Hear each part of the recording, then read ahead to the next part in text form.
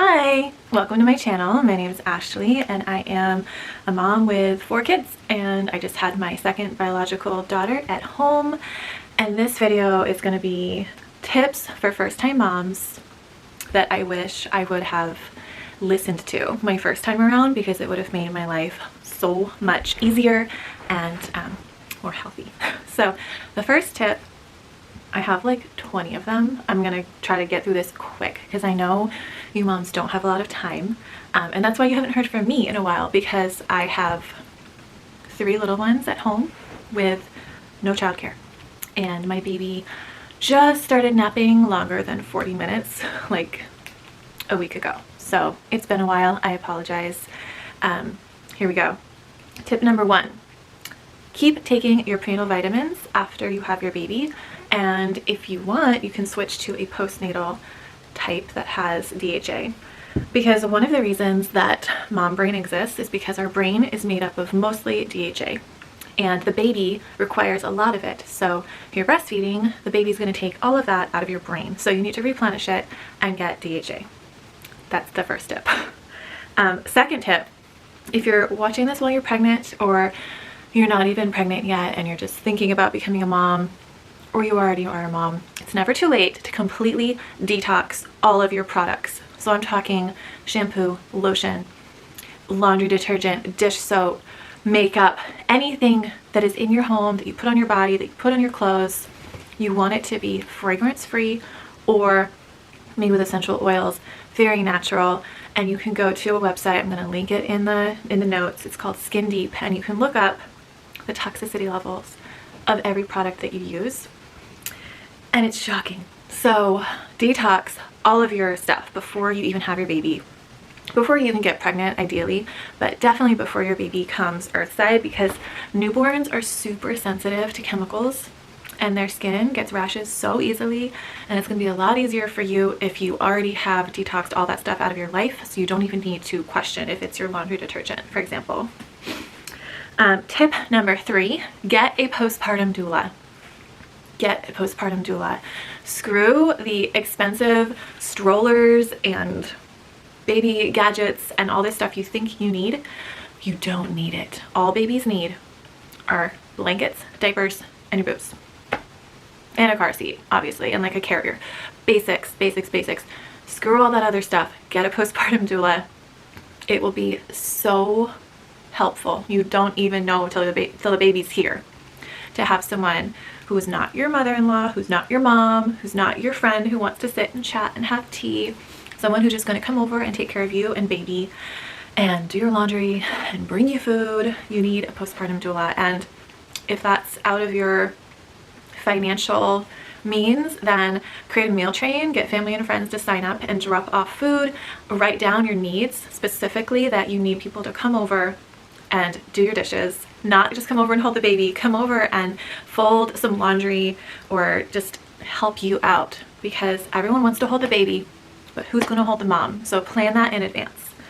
4th tip, babies don't need clothes. Like newborn babies, you want them naked, in a diaper, on your skin, under a blanket, and I want you in bed for the first 2 weeks. Yeah, 2 weeks. In bed or on the bed, cozy, no clothes. So don't really worry about newborn clothes. Please don't get newborn shoes. And if you're going to get clothes, focus on 3 to 6 month and 6 month plus sizes, because I guarantee you your baby is just going to be naked in a diaper, or they're going to be wearing these little suits. So if you're going to get clothes, get a bunch of these little zip up suits. Only get the zippers. The buttons, you don't want to mess with buttons. No, you do not want to mess with snaps in the crotch in the middle of the night.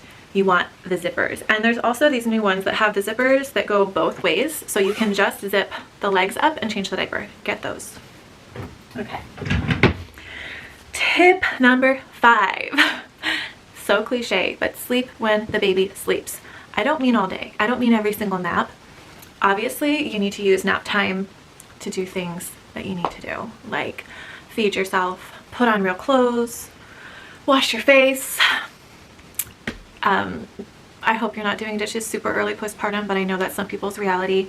And And then further along the line, you know, when the baby is 3 months plus and you're out of the 4th trimester, baby goes down for a nap and you're like, oh my God, I need to take care of myself. I need to do the dishes, the laundry. There's other kids who need things. Take one of your baby's nap times. And in the first 6 months, it's probably 3 naps a day. Take one of those nap times and you take a nap and go lay down. You get a longer nap if you lay down with your baby and nurse and just keep popping the boob in every time they wake up. That's what I do. And I usually do it for the last nap of the day, which is around 3:30, which is when I totally, completely crash and have no energy. And sometimes I get a 20-minute nap and sometimes I get an hour, and it really makes a huge difference. So sleep when the baby sleeps. One of those naps, just one of them. Just try it. You might like it. Tip number 6, eat protein every 2 hours. So when we're sleep deprived, our hormones, I think it's called ghrelin, goes up and increases the need for, not the need, but the craving for sugar. And it's really easy to get caught up in that cycle of eating sugar to have energy when you're tired, or just drinking lots of caffeine, which is also awful for a new mom. So protein every 2 hours is really going to help that. It also helps the liver, and the liver's main source of fuel is glucose, followed by protein. So when your body is regularly getting fuel, you're going to be able to process your hormones through your liver better. You're going to stay more stable in your mind and in your body. And I think it really helps with weight loss. From personal experience, a lot of moms think that they need to eat like toddlers after they have their babies in order to lose weight. You actually need to fuel your body properly so that it knows it's getting enough and you have enough to make milk. So eat every 2 hours, a little bit of protein, doesn't need to be a lot, and that's going to help a ton. Tip number 7, get a giant water bottle that's easy to drink out of. So I had one with a straw, and now I just use a huge quart size mason jar and just fill it up constantly, because every time your baby nurses, you're losing, at this rate, 4 to 5 ounces of milk, and it takes water to create the milk in your body. So even if they're only drinking a couple ounces in the beginning, your body is still having to use a lot of water and you're losing hydration. So get a good water bottle. Tip number 8, use herbs. So postpartum is a pretty volatile time emotionally. It's really up and down, and herbs are women's medicine for a reason. And find out what works for you prenatally, or even before you get pregnant, and find out what your allies are. For me, it's lemon balm, passion flower, hops, and skullcap. I love the nervine herbs. They just really settle my nervous system and help stop circular thinking and help me sleep. So figure out what works for you and then have those on hand. Like, stock up on them, because if you're going to be taking passion flower every day, you know, 1 to 2 dropperfuls 3 times a day for anxiety and insomnia, and just whenever you start to feel frazzled, you're going to go through it pretty quickly. So stock up on your herbs, your teas, your tinctures, whatever you use, have it on hand. And if you're new to herbs, just research it, read it. It's really wonderful medicine. I prefer it to everything else, obviously. Tip number 9, don't listen to the fear stories. If people start coming at you with fear stories about birth when you're pregnant, excuse yourself. Just be ruthless with your boundaries. Like, your mental space is so important. So no fear stories about other people's births. You don't have time for that. No fear stories about the postpartum experience, because yes, it is hard. There's no way to really prepare you for it till you're in it. And hearing about other people's really difficult experiences can prepare you in a way, but also it doesn't really leave room for the possibility that it can be relaxing and joyful and really great if you set yourself up right. So don't listen to the fear stories. Another thing that a lot of people tell new moms is, oh, sleep now while you can, because when the baby comes, you're never going to sleep. And from my personal experience, I slept great when my babies were newborns.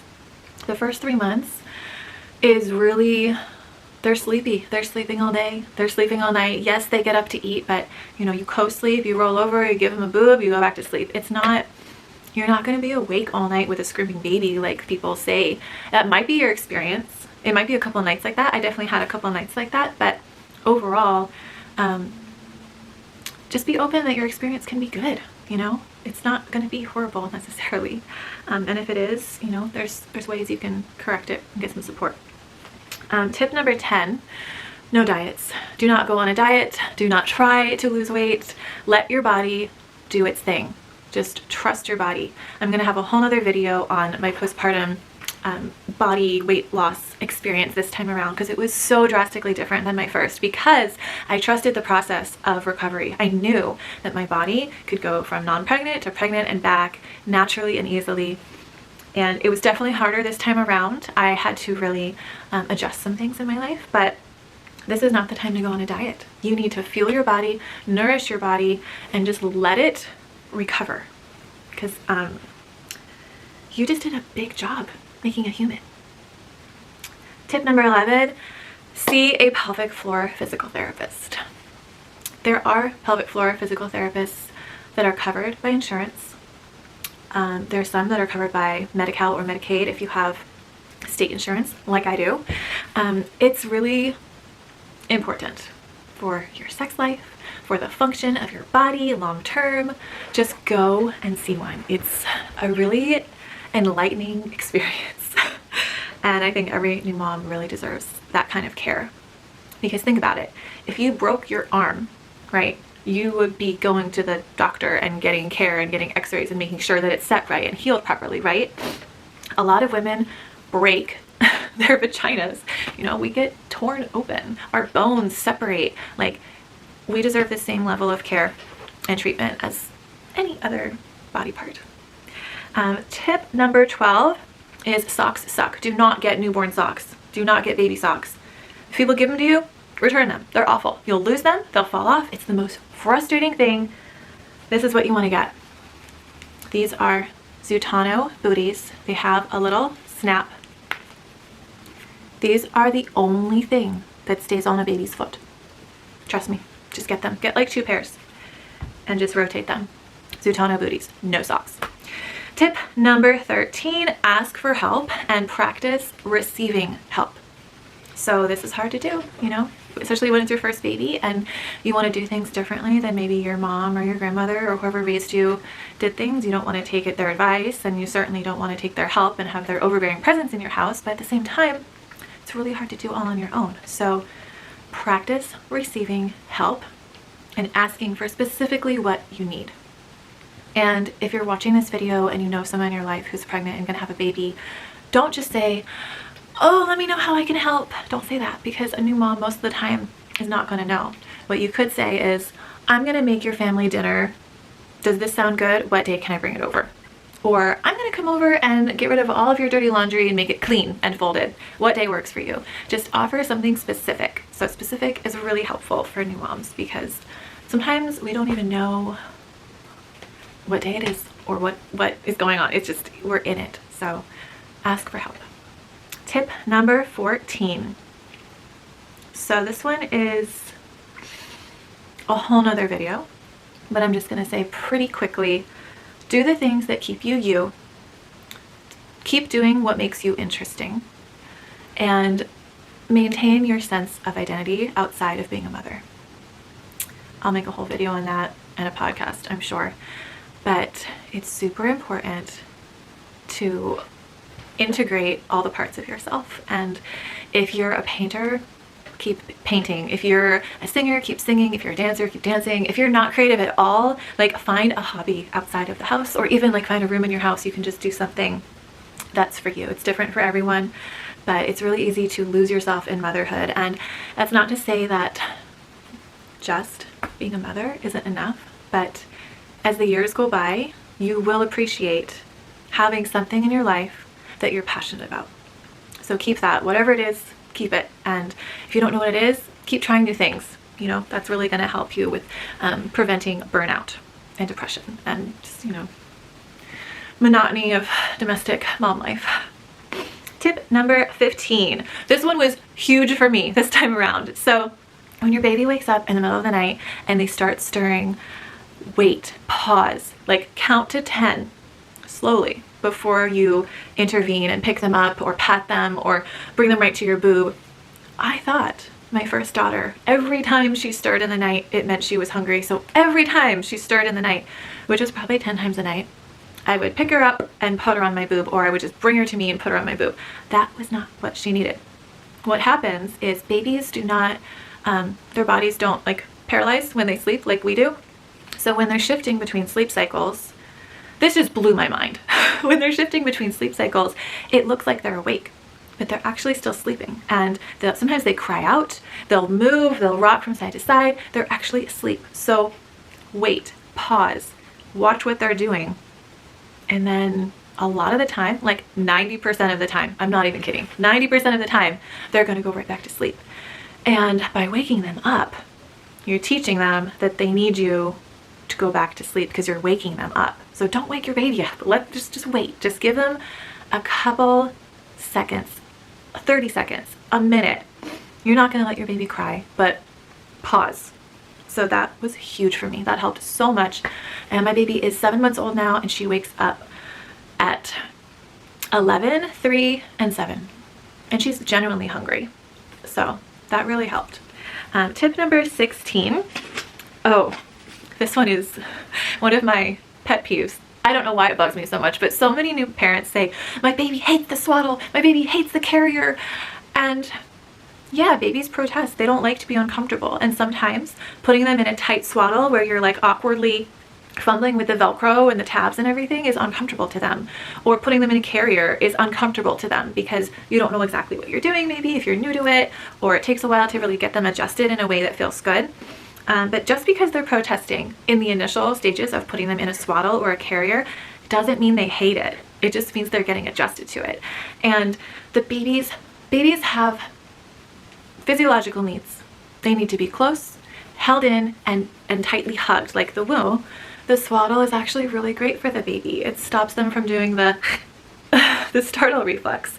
So they don't hate it. They just need to get used to it. So don't say your baby hates the swaddle. Just reframe it. Your baby's protesting being changed position because they don't like that. They like to be, still and secure. Keep trying. You'll find that when you do finally get your baby settled in a swaddle, they nap longer and they're just more content being tightly held and warm and close to your body in a carrier. So keep trying. Tip number 17. Babies don't need to be so bundled up and warm. We think that we need to make our babies super warm with hats and booties and sweaters and blankets and all this stuff. Just dress your baby how you're comfortable. And yes, in the beginning when they're a newborn, you want them to be warm. You want the room to be warm because they can't really regulate their temperature very well. And they're still getting used to breastfeeding, so their blood glucose levels can go up and down, and it is important to keep them warm in the very early stages. But after that, just dress them how you are, put them in a onesie with, like, this is my daughter's. Today she's wearing a long sleeve onesie, and this is her sweater for when we go outside. She's napping right now, and it's like 50 degrees out where I live, so this is totally sufficient. You don't have to bundle them up too much. Tip number 18. I've said this before, babies do not need so much crap. Like, your registry needs to be simple. You're gonna get overwhelmed if you get all that crap. Like diapers, wipes. I use a compostable diaper service where I live. It's amazing. So I didn't even need to I used cloth diapers the first time around, but this time I have too many kids and not enough laundry space and too much laundry to do. So compostable diaper service, check. Baby carrier, get a soft structured one with buckles and get a soft stretchy one. Car seat, stroller, and baby clothes. And this entire chest of baby clothes was hand-me-downs. I did not buy one thing. And I know not everyone is so lucky and has great friends who also have babies their age, but there's lots of resources in the community too that have free clothes that you can get hand-me-downs. People just give you clothes. They love to buy baby clothes. It's like a little hit of oxytocin for them to buy a cute baby outfit. So don't invest a ton of money in baby clothes. They go through them really fast and they ruin them really fast. So you don't need that. Spend that money on a postpartum doula and a home birth midwife. That is what's really going to make your motherhood experience easier. So babies don't need a lot of crap. Tip number 19, burp them. This is so simple, but I didn't realize with my first how life-changing it can be if you get a good burp out of a baby.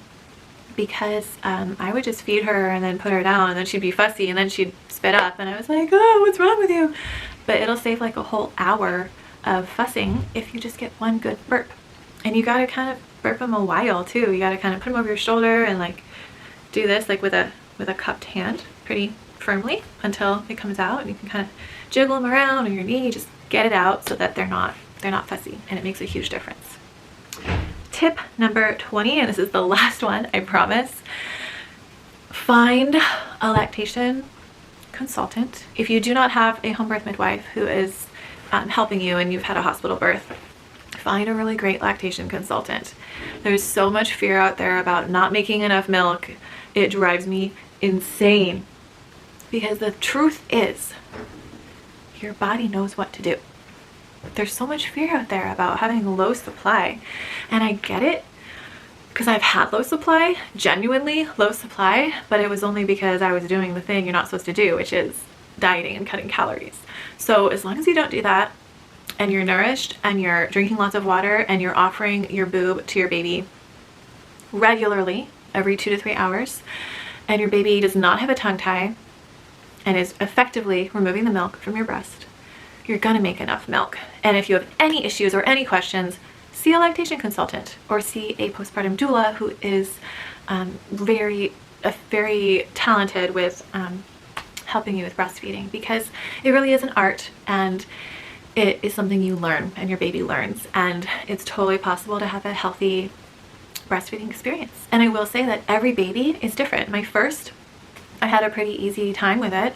My second, it was a little bit more challenging, and the reasons are, you know, different for everyone, but for me it's because I have other kids running around, and with my first I just gave her my boob constantly, so I had oversupply, and with my second I was still am very busy, so I would often forget and then not eat and then not drink, and then, oh, where'd my milk go? So get a lactation consultant, find one.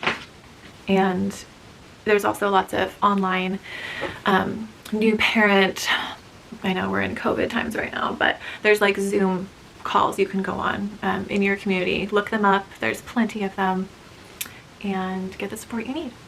So there we go, 20 tips for first-time moms that I wish I would have had.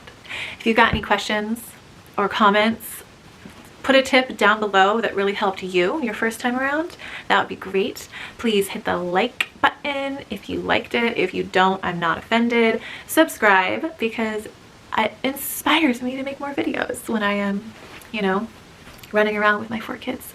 And I'm gonna try to get another video up really soon on this postpartum body.